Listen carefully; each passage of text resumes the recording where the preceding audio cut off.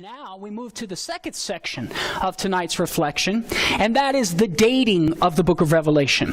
And I'm going to suggest to you that the book of Revelation can be dated pre-70, that is before 70 AD, particularly during the Neronian persecution, that is the persecution by Emperor Nero, as opposed to what's often suggested, the book of Revelation being dated to mid-90s, 90 plus AD, during the Domitian persecution. Okay, so I'm going to offer to you this the interpretation of dating the book of Revelation before 70 AD during the Neronian persecution, as well as the Jewish persecution. Because remember, the first persecution of the Christians was not from Rome, it was from the Jewish community.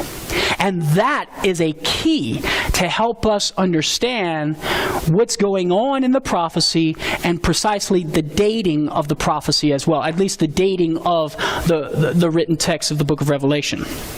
Okay, so there are two types of evidence that we can give. We can give external evidence outside of the book of Revelation, and then internal evidence within the book of Revelation. Let's start with the external evidence first. First of all, there is a Syriac version of the book of Revelation, so it's translated into Syriac, and what we find is that in the introductory section of the book of Revelation in the Syriac version, it states that this book was written in Patmos, to which John was sent by Nero Caesar, close quote. So in this ancient manuscript of a Syriac version of the book of Revelation, in its introductory section, it states that John was sent in exile to the island of Patmos by Nero, which would put and date the book of Revelation before 70 AD, because Nero would reign, let me get this right, from 54 to 68 AD. Okay? So, our next piece of external evidence. There is an extra biblical historical work. It's a Syriac work known as the History of John, the son of Zebedee. And in that historical document, it asserts that Nero, Emperor Nero, was the one that exiled John to the island of Patmos. So we have these two sources of external evidence that point to this pre-70 dating. Third piece of external evidence. There is a scholarly consensus that there was actually no widespread persecution of the Christians during the reign of Domitian, as there was during the reign of Nero. Domitian indeed persecuted the Christians, but it wasn't as widespread and organized as it was during the reign of Emperor Nero. So that's a sort of a converging clue there. Fourth piece of external evidence. Nero is known for his tyrannical behavior and persecution of the Christians. Remember, he blamed the Christians for burning the whole city of Rome, and it was from that he began his organized attack on the Christians. Here's an excerpt from Tacitus, a Roman historian. Tacitus writes about Nero's amusement in torturing the Christians. And so here's what we read from Tacitus, quote, "Mockery of every sort was added to their deaths. Covered with the skins of beasts, they were torn by dogs and perished, or were nailed to crosses, or were doomed to the flames and burnt, to serve as nightly illumination when day had expired. Nero offered his Gordons for the spectacle and was exhibiting a show in the circus. There arose a feeling of compassion, for it was not, as it seemed, for the public good that they were being destroyed," close quote. So the Roman historian Tacitus shares with us, gives us an insight to the gravity of Nero's persecution of the Christians.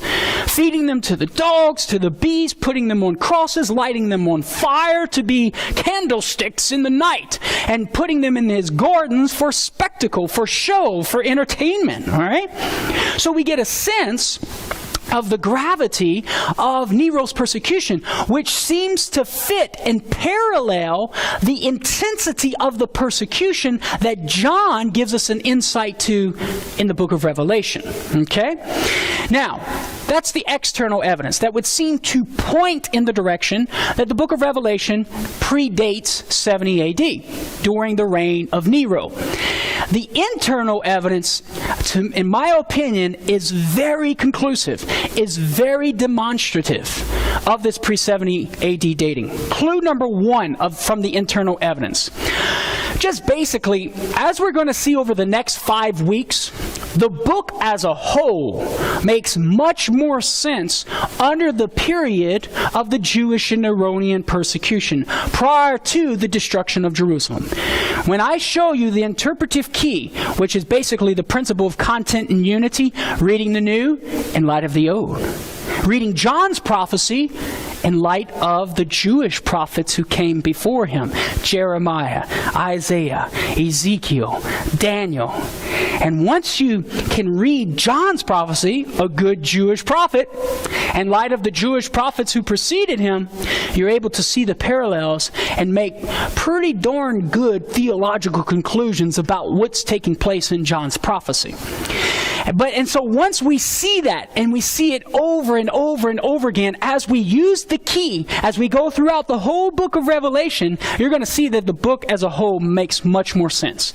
Putting it before 70 AD, within the time frame of the Jewish and Neronian persecution, and it being a prophecy of the impending destruction on Jerusalem in 70 AD. Clue number two.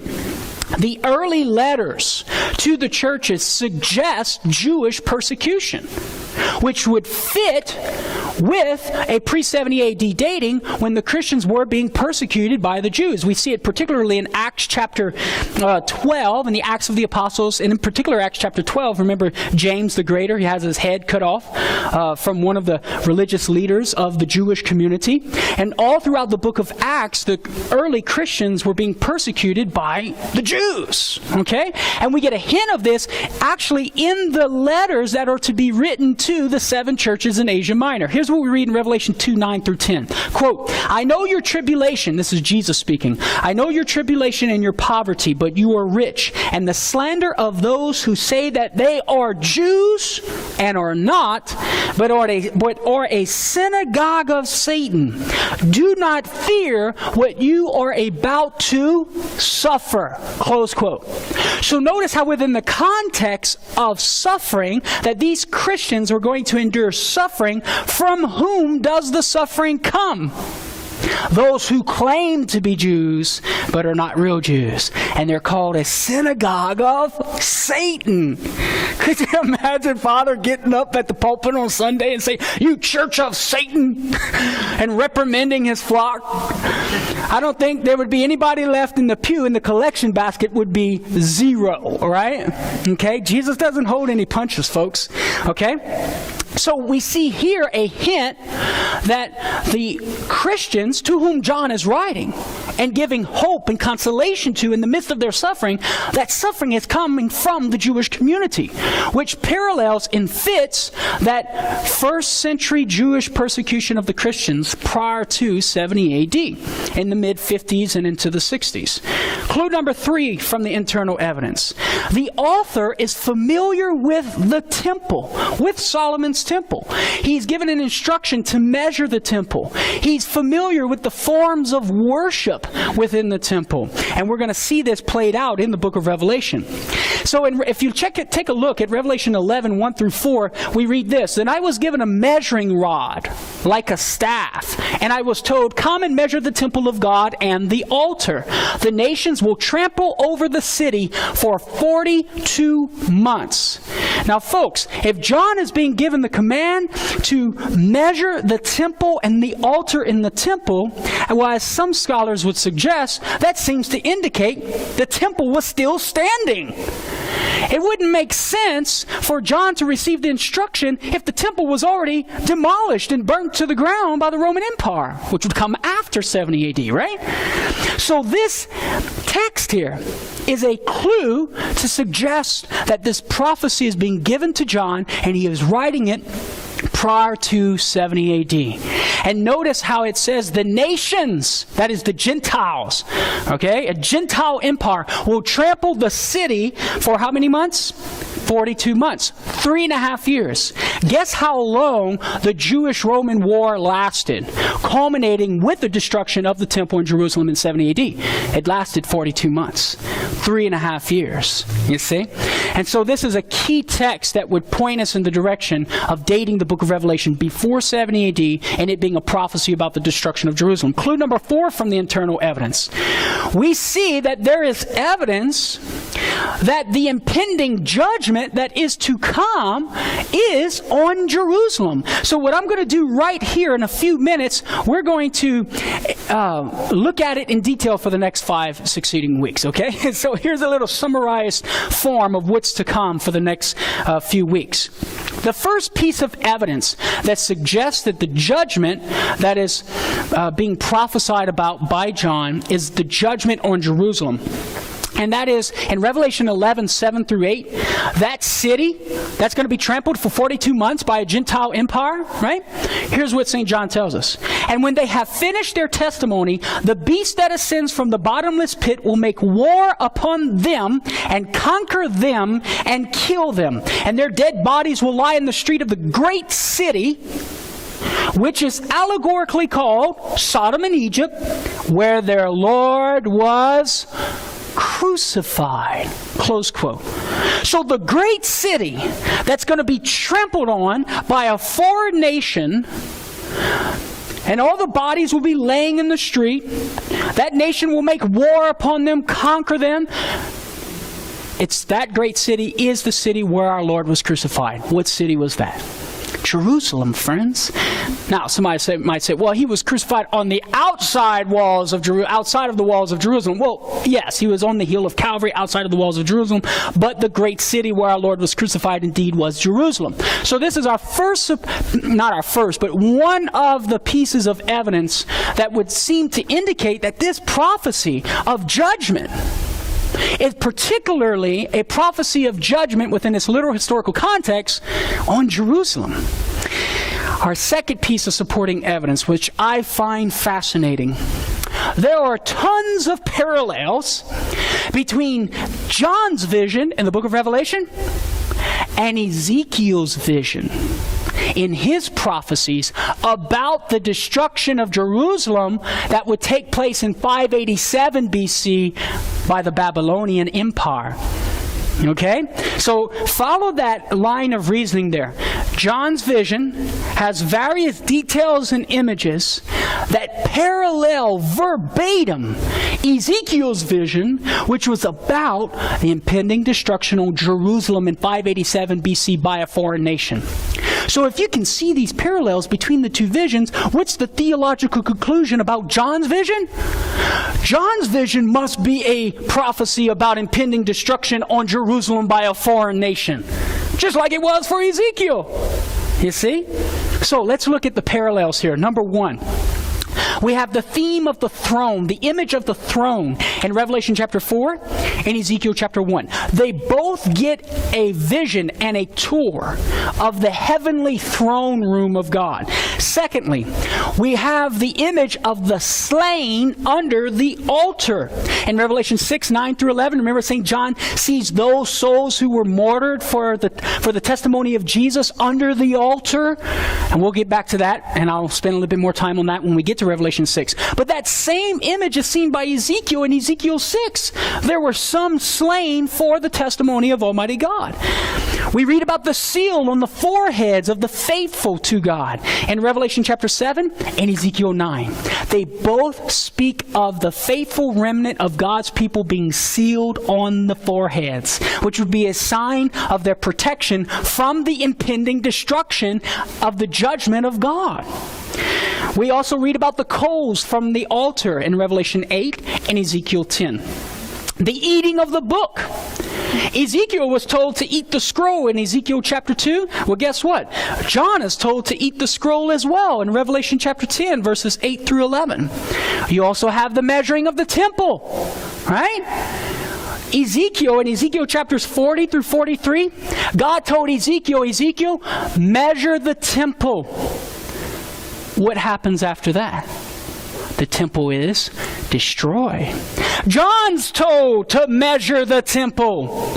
Fill in the blank. What happens after that? Temple destroyed. That's a powerful parallel there. We read about Jerusalem as Sodom in Revelation 11:8, as well as Ezekiel 16. In Ezekiel's prophecy, Jerusalem is called Sodom. Jerusalem is referred to as Sodom, right? Why? Because it's being unfaithful, idolatry, and consequently it incurs judgment on itself like Sodom did, right? It's burned to the ground. Well, in John's prophecy, guess what? John just told us that great city where our Lord was crucified, Jerusalem, is allegorically called Sodom. Wait a minute, Jerusalem was called Sodom before it was destroyed in 587 BC. It's being called Sodom here in the book of Revelation. So what's about to happen to Jerusalem? It's going to be destroyed. It's going to be burnt to the ground like Sodom was long ago, and like Jerusalem was in 587 BC. We have the image of the cup of wrath present in both Revelation 14 and Ezekiel 23. We read about the great harlot in Revelation 17 through 18 and Ezekiel 16 and 23. Hint, hint. Who was the harlot in Ezekiel's prophecy? Jerusalem. It was playing the harlot because Jerusalem was being unfaithful to her bridegroom, Yahweh. Consequently, incurs judgment and destruction upon itself. What John calls Jerusalem. And we're going to get to that later in future sessions. We're going to see how the harlot in the book of Revelation is Jerusalem. So if Jerusalem's called a harlot in John's vision, what's going to happen to Jerusalem? It's going to be destroyed. The battle with Gog and Magog. We find this image of this great battle between Gog and Magog in Revelation 27 through 9 and Ezekiel 38 through 39. And finally, the theme of the New Jerusalem, found in Revelation 21 and Ezekiel chapters 40 through 48. Now think about this. Why would Ezekiel have a vision of a New Jerusalem in his prophecy? Because the old Jerusalem was about to be destroyed, right? John receives a vision of a New Jerusalem. Why does he receive a vision of a New Jerusalem? Because the old one is about to be destroyed, as it was in 587 BC. So all of these parallels between John's vision and Ezekiel's vision seems to point us in the direction that John's vision is indeed a prophecy about the impending destruction on Jerusalem in 70 AD, thus putting it before 70 AD. Clue number 5, that this is a prophecy during the reign of Nero, during his persecution. In Revelation 17, 9 through 10, we have the imagery of the beast from the sea, and its 7 heads being 7 heels and 7 kings, right? Here's what we read. The 7 heads are 7 heels on which the woman is seated. They are also 7 kings, 5 of whom have fallen. One is, the other has not yet come. And when he comes, he must remain a little while. Close quote. So beast from the sea, 7 heads are 7 heels and 7 kings. Of the 7 kings, 5 of whom have fallen. One is yet to come. And when he comes, he's only going to remain for a little while. You got that? Okay, now see how this parallels Rome. What is Rome known for? A city seated on 7 hills. Okay? Rome is associated with 7 hills. So that seems to parallel the 7 hills, the 7 heads, which are 7 hills that John tells us. Now check this out. The 7 kings that John talks about, 5 of whom have fallen, one is yet to come. Those 7 kings seem to parallel the first 7 Caesars, or the first 7 emperors. Julius Caesar from 46 to 44 BC. Caesar Augustus, 27 BC to 14 AD. Tiberius the first, 14 AD to 37 AD. Gaius Caesar from 37 to 41 AD. Claudius the first, 41 to 54. How many Caesars have we gone through so far? 5. 5 of whom have fallen. One is Nero, 54 to 68 AD, and one is yet to come, Galba, 68 to 69 AD. Only a year's worth of reigning. What did St. John say? The one who is yet to come will only remain a little while. So the 7 heads of the beast from the sea that's identified by John as 7 kings seems to parallel perfectly the first 7 emperors, the first 7 Caesars. And the one that is Nero. Further evidence that the book of Revelation is written under or during the reign of Nero. The number of the beast, right? How many times have we heard about the number of the beast? Whenever you hear 666, boy, everybody trembles, right? Everybody flutters, man, the number of the beast. You know, is it the little chip that they're going to put in our bodies, you know, type of thing? Is that the mark of the beast? Is that the number of the beast? Well, folks, the number of the beast, as some scholars suggest, refers to Nero. How so? Well, you know how for the Romans, letters are used for numbers. They have numerical value. So like I has the value of 1, I has the value of 2, the V has the value of 5, right? The X has the value of 10. L has the value of, is it 50? Oh, it's 50, right. I can't remember. What's the 100? C is 100. Okay, good. I get those two mixed up sometimes. Like the Romans, the Hebrews, the Jews also had numerical value to their consonants in the Hebrew language. And what scholars point out is that when you take the Greek form of Nero Caesar, and you transliterate Nero Caesar from Greek into Hebrew, the numerical value is 666. So taking the Greek form of Nero Caesar, going over into the Hebrew alphabet, and his name adds up to 666 in numerical value. Now, to even further support that the number of the beast refers to Nero, is that in some ancient manuscripts we're told, some of the ancient manuscripts, the number is not 666, it's 616. How does that remind us of Nero?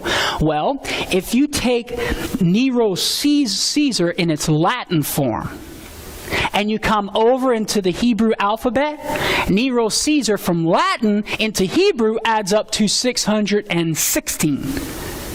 And so this seems to indicate that even in these ancient manuscripts with the number of 616, it's referring to Nero. So the number of the beast is a symbolic way of saying that this beast is Rome, led by Nero. This is the beast from the sea that's going to devour the harlot, as we're going to read about in Revelation chapter 17, I think.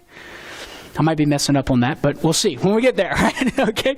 So, even the number of the beast suggests that this is during the Neronian persecution, and that the beast is indeed Rome. Clue number 7, we have the sense of urgency. In Revelation 1:1, we read the revelation of Jesus Christ, which God gave him to show to his servants what must soon take place. There's a sense of urgency that what is being revealed to John is fixing to happen, which would make perfect sense that if he's receiving it during the Neronian persecution, anywhere from 54 to 68 AD, right?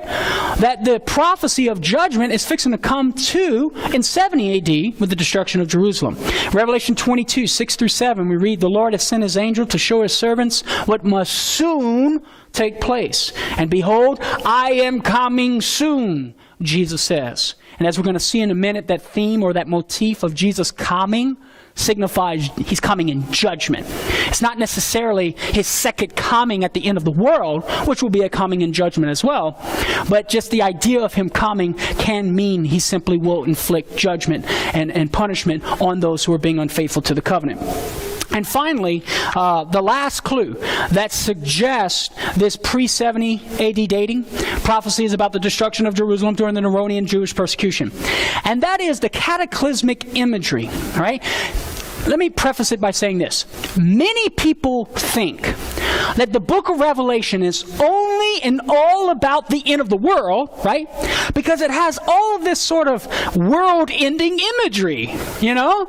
Moon, sun, stars losing its light, right? All of this sort of world-ending stuff that we read about, particularly in Revelation chapter 6. We find the imagery, the cataclysmic imagery, right? In Revelation 6, as well as sporadically throughout other places.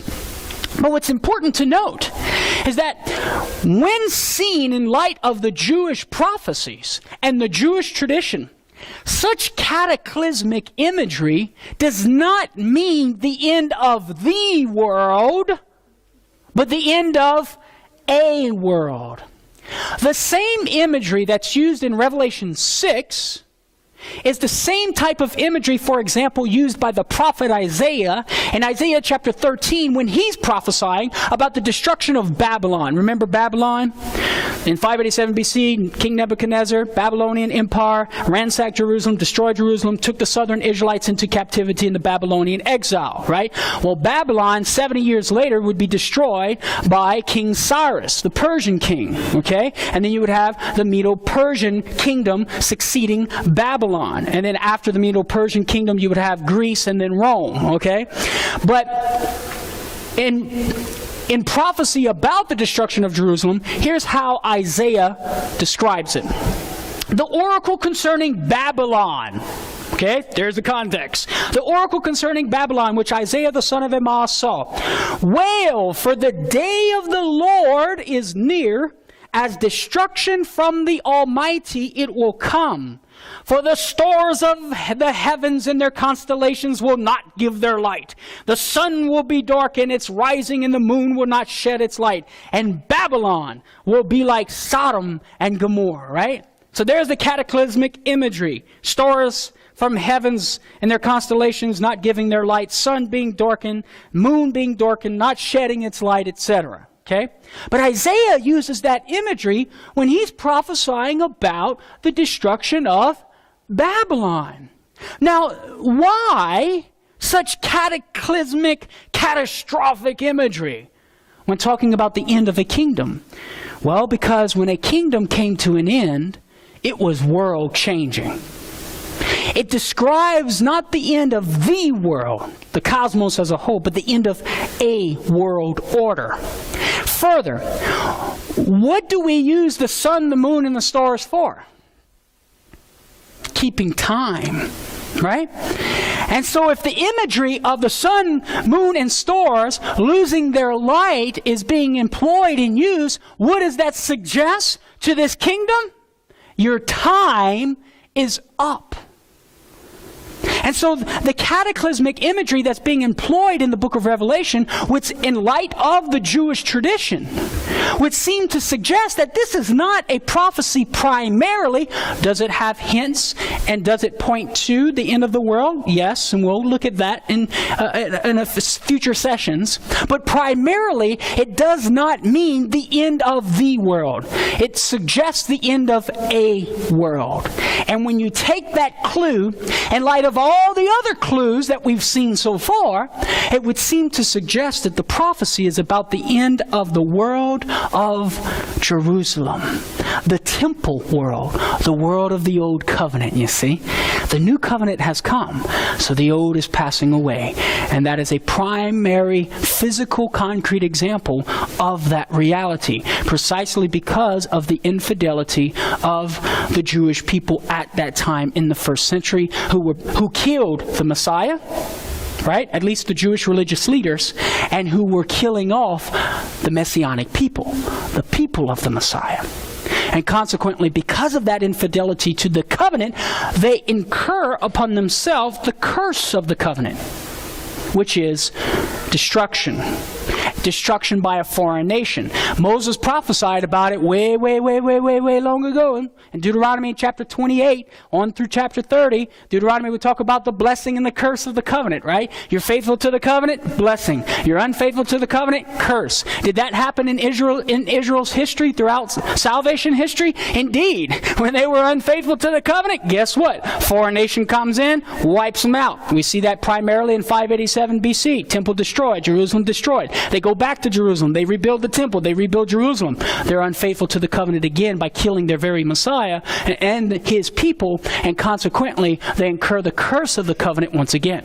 So my dear friends, we can see that this is sort of the posture or the approach that we're going to be taking for the remaining 5 succeeding weeks. That this is a vision and a prophecy that John the Apostle is receiving in the very Jewish tradition of the Jewish prophets of old.